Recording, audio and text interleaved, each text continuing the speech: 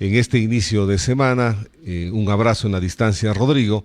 Hay algunas cosas y iniciemos por esta parte que es noticia fresquita en el país. Se dio a conocer ya por parte de los diferentes medios de comunicación también los resultados que ha obtenido el Consejo Nacional Electoral luego de haber pasado ya y cumplido este proceso de primarias que culminaba este 17 de agosto, requisito previo para poder tener candidaturas en el país. Con sorpresa vemos los ecuatorianos, hay 17 precandidaturas aspirantes a la presidencia y vicepresidencia de la República. De ahí habría que esperar, de pronto a lo mejor se reduce este cuadro político por alianzas o porque de pronto alguien no acepte la candidatura. En fin, estas son designaciones que se dieron este último fin de semana. ¿Qué lectura te deja, Rodrigo, este panorama político para el país? El país está en circunstancias, en condiciones de tener tantos candidatos aspirantes a la presidencia. Buenos días y bienvenido. Muy buenos días, estimado Rubén. Buenos días a todos quienes nos siguen a través de la entrevista. A ver, realmente parecería que estamos apuntando a un candidato por cada millón de habitantes, más o menos. Y no ni siquiera un millón de votantes, porque creo que somos 13 millones de votantes, o sea, tenemos ni siquiera un candidato por cada millón. Es un tema, es una vergüenza realmente. Creo que el Ecuador requiere de diálogo, el Ecuador requiere de hacer política madura, no necesariamente seguir teniendo candidatos a millares surgir, aunque el himno nacional diga, nos cuente la millares surgir, pero eso no es un mandato para los candidatos.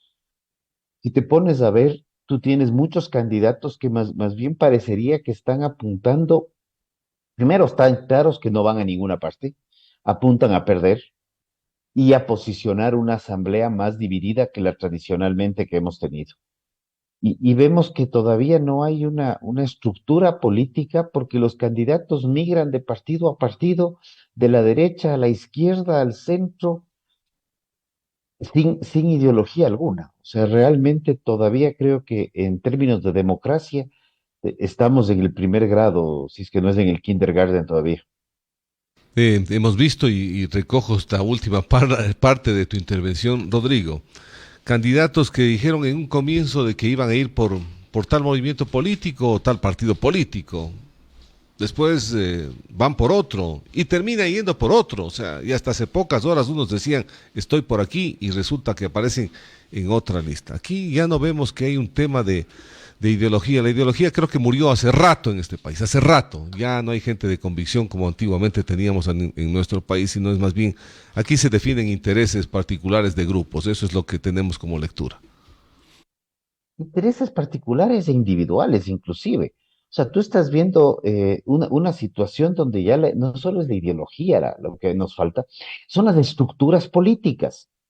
Ya no tenemos partidos políticos, tenemos vehículos electorales, pero vehículos electorales ni siquiera como un taxi o como un Uber o como un Cabify que ya se fue del Ecuador. Más parecen estos InDrives, tú pides la carrera y te dicen cuánto quiere pagar el otro. Entonces parece una subasta. ¿Quién pone más para ver por qué movimiento corro o por cuál movimiento no corro? Y esto no es lamentablemente un tema de la última elección o de la anterior, ya son varios procesos electorales y adicionalmente son varios procesos electorales en los cuales seguimos trabajando con el mismo CNE que está recontraexcedido en funciones y donde más allá de quién esté en el Consejo Nacional Electoral, la auditoría al sistema informático no existe.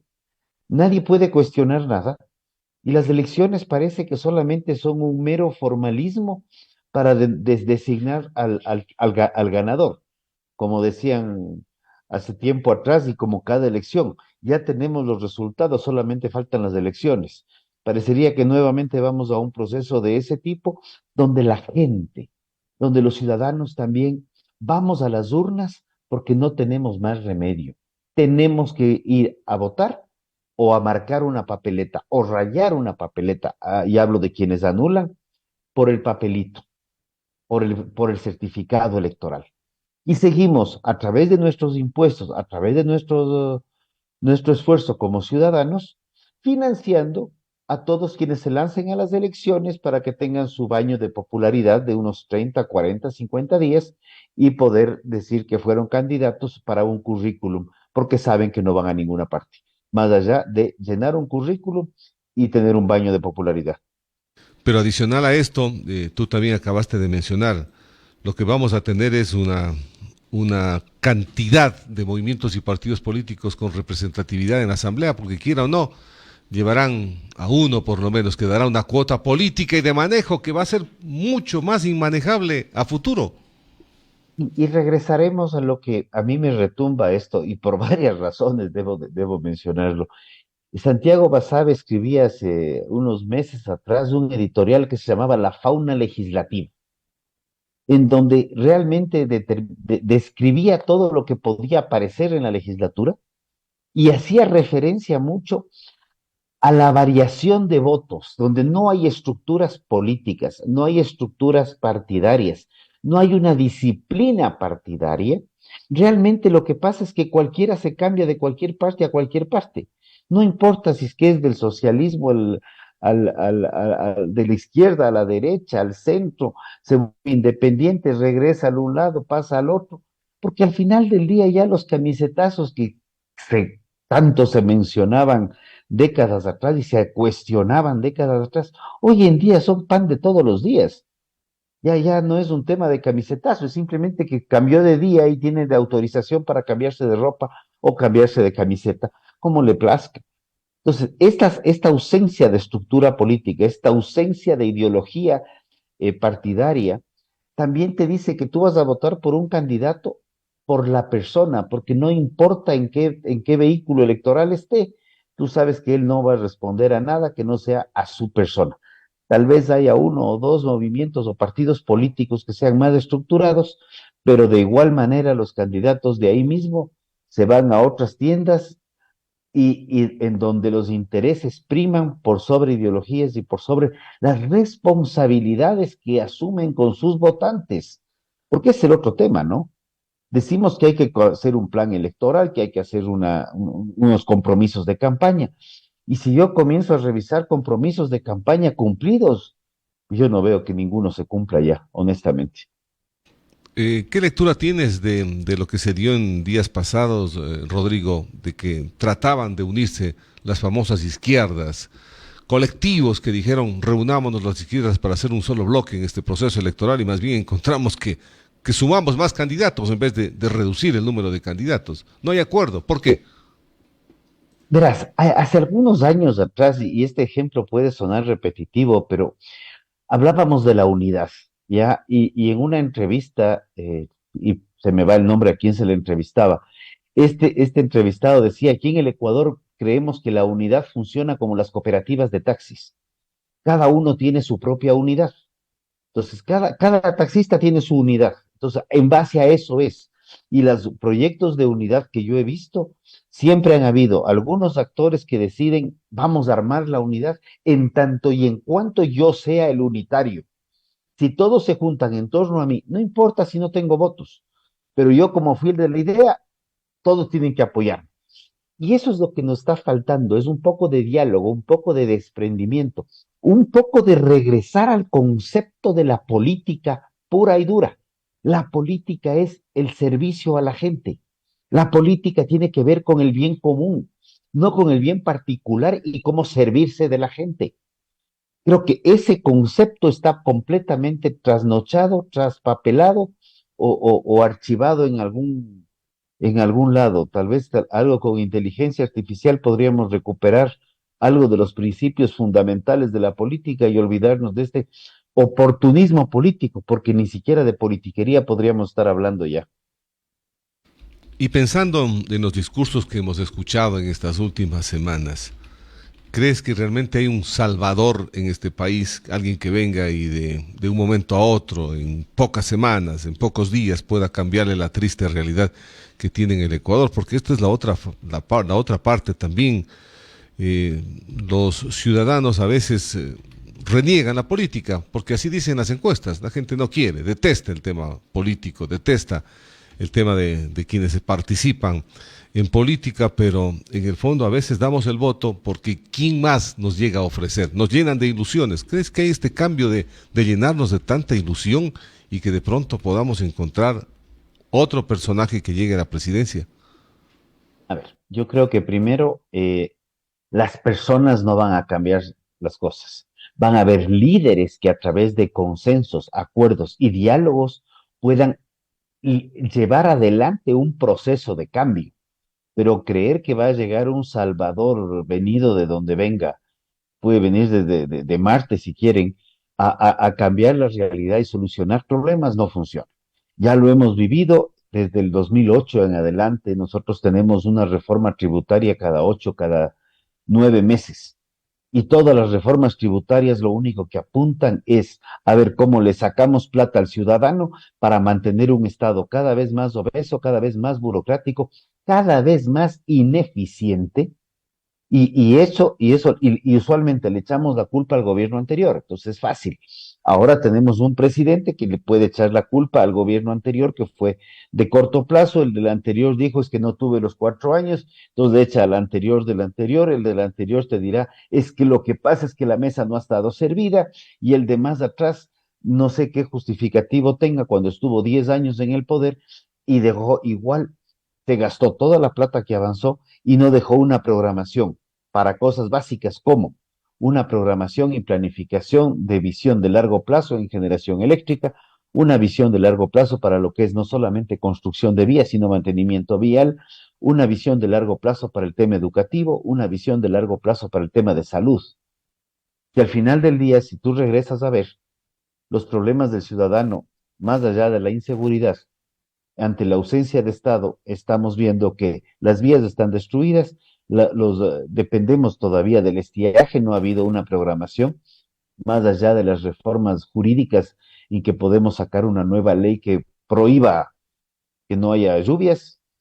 Necesitamos tener una ley que permita la inversión privada en generación eléctrica de cualquier tipo, hidroeléctrica, geotérmica, eólica, solar, la que fuere, y que no tenga tanta traba. Y desde hace 20 y pico de años, salvo el oleoducto de crudos pesados, la inversión extranjera directa le ve al Ecuador como un sitio agreste donde no aterrizar. Entonces, ya hay algo más que estamos buscando. Tú me hablas de un Salvador. Sí, sí hay un Salvador. El Salvador es del ciudadano que el día a día se empodere y comience a trabajar pensando en sí, pensando en su comunidad, y sea la articulación de ciudadanos para ciudadanos sin esperar absolutamente nada del político. Ese es el Salvador que el Ecuador requiere, empoderar en términos prácticos o reconocer que es el único que realmente va a sacar adelante por lo menos su entorno. ¿Has visto en estos últimos tiempos algo de reactivación económica? Porque de aquí en más empieza la campaña política, Rodrigo, y esto hay que verlo, es así. Vemos qué está pasando en la Asamblea Nacional, vemos las reacciones de ciertos sectores políticos que no dan estabilidad al país. Es si no hemos terminado de la campaña anterior todavía. Sí, el problema es ese. Saqué un editorial hace algunas semanas atrás, y contaba y decía, a ver, desde 2017 y comencé a sumar, incluyendo primera y segunda vuelta. Nosotros tenemos una elección cada 6 meses, 7 meses. El año pasado tuvimos 3 procesos electorales. Este 2024 es un año de descanso. Hemos tenido solo uno. El próximo año al menos tendremos 2 procesos electorales. ¿Y por qué me atrevo a decir al menos? Porque no faltará cualquier trasnochado que diga es que tenemos que hacer una consulta para una constituyente, creyendo que a través de más leyes o más cambios jurídicos en constituciones vamos a salir adelante. Tenemos 23 o 24 constituciones, ya ni siquiera importa. Cada una más de derechos que la anterior, sin cada vez menos obligaciones, en donde todo el mundo espera que Taita Estado dé solucionando la vida.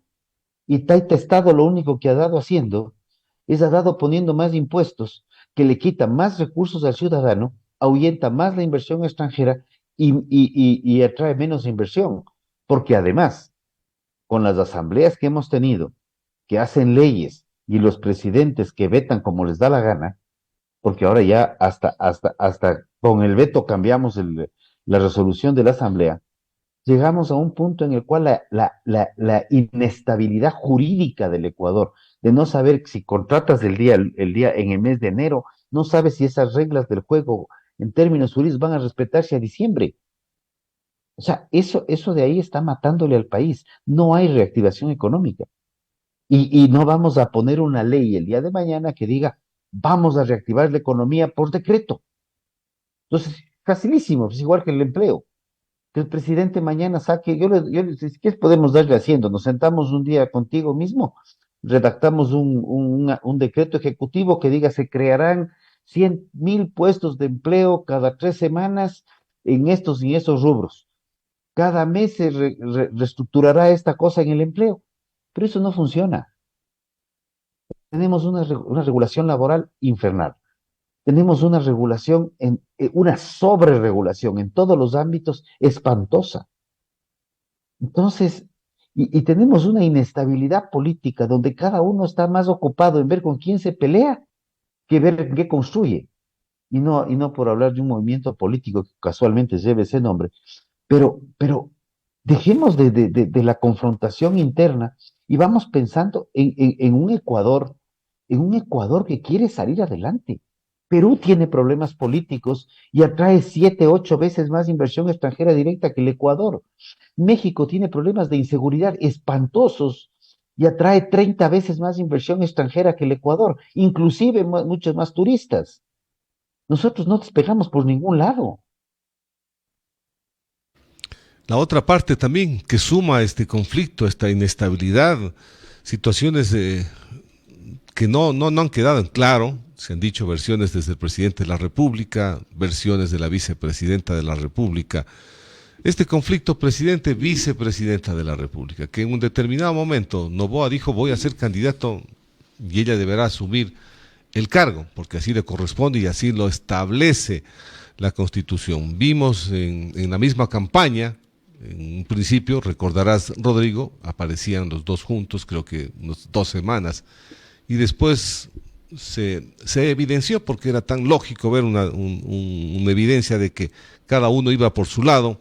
Una vez que ganaron las elecciones, en la posesión también se vieron cosas totalmente distintas y luego de esto el presidente firmó un decreto tras asumir la presidencia que designó a Abad como embajadora de paz en Israel en una misión diplomática inédita para nuestro país, y la vicepresidenta ha calificado esta misión como inútil porque argumentó que Ecuador no tiene un papel significativo en el conflicto entre Israel y Palestina.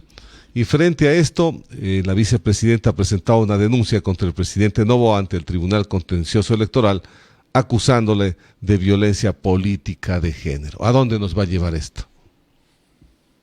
Sostengo lo mismo que te dije hace un ratito. Eso es inestabilidad política. Y esta peleita, perdón que le trate como peleita, es un tema que se debe tratar ya como dos personas adultas. Para correr una elección tienes que tener al menos 35 años. Eso ya te da una pauta que algo has vivido para una elección a presidente, aclaro. Entonces ya los dos han vivido suficiente, se escogió, se designó, se aceptó la palabra o el verbo que queramos plantear, ¿ya? Pero el binomio fue Noboa-Abad. Ese binomio pasó a segunda vuelta y ganó las elecciones. Si había diferencias, pues por responsabilidad de ambos dos hacia los 18 millones de ecuatorianos y hacia los 13 millones de votantes, tenían que haberse sentado y ponerse de acuerdo, porque las peleas individuales no conllevan a nada. Y ahora entiendo que se va para Turquía. No sé, realmente no importa dónde esté, pero por el otro lado, la vicepresidencia tiene una sola función en la Constitución, como jurídicamente hablando, es reemplazar al presidente ante ausencia temporal o definitiva. Y en el caso que el presidente se postule a elecciones, hay una ausencia de la presidencia en la cual la vicepresidencia le reemplaza. No hay otra. El resto es lo que el presidente diga. Entonces, ante la situación, pues tendrán que sentarse y decir, ok, perfecto, el tema del IVA. El IVA fue validado en buena medida por la ciudadanía. Hay ciertos temas que se han dado, otros que yo tendré mis observaciones, que no vienen al caso, y tendrán que sentarse y decir, ok, nosotros estamos aquí porque el pueblo nos puso aquí, no porque los dos se pusieron solitos. Ninguno se autocoronó emperador, ni rey, ni reina. No, no, no. Ellos llegaron ahí por voto popular y por responsabilidad a esos votantes y responsabilidad a los 18 millones de mandantes. El par tiene que sentarse y ponerse de acuerdo. Coja el uno un avión, vaya a verlo en Turquía, reúnase en España, júntense en Timbuktu, no importa, pero de forma madura lleguen a un acuerdo, porque esa confrontación lo único que está llevando es al Ecuador a más caos, a más inseguridad jurídica, en donde a, a río revuelto ganancia de pescadores. Y si entre los dos que están en la presidencia y vicepresidencia siguen revolviendo el río, seguro que hay alguien que está viendo cómo pesca y qué pesca. Ese tema no puede continuar. Realmente me parece, y lo he dicho en muchas ocasiones, este es un tema ya de dos adultos que se sienten a conversar.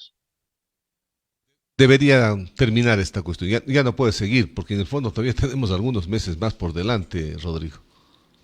Sí, y como digo, podrán pararse de cabeza. Mi buen amigo Esteban, que ha planteado, Esteban Torres, que ha planteado la necesidad de ser reemplazar a la vicepresidencia. ¿Pero por quién? O sea, la única razón para un reemplazo que no esté dentro de la Constitución es la muerte del titular, uno de los dos, y eso de ahí no está previsto. O sea, seamos honestos. Perdón que sea tan duro en lo que estoy hablando, y tan franco y tan directo. O sea, el haberle mandado a la vicepresidenta a Israel era para que no le incomoden el Ecuador. Eso es evidente, no es donde dar revueltas al tema. Algún momento mencionó que si me molesta le quiero mandar a la Antártida. Ok, y el presidente está en potestad de hacerlo, porque la función de la vicepresidencia es solamente el reemplazo al presidente. Entonces hay que ver más bien que estas denuncias de va y viene, quién presiona más, quién presiona menos, quién acusa más, quién acusa menos. Pues, es más, con todo el respeto a los dos, pero más parece un capricho de guaguas que un tema de políticos que están comandando un país, porque al final del día, si el uno, ante la ausencia del uno, el otro tiene que reemplazar.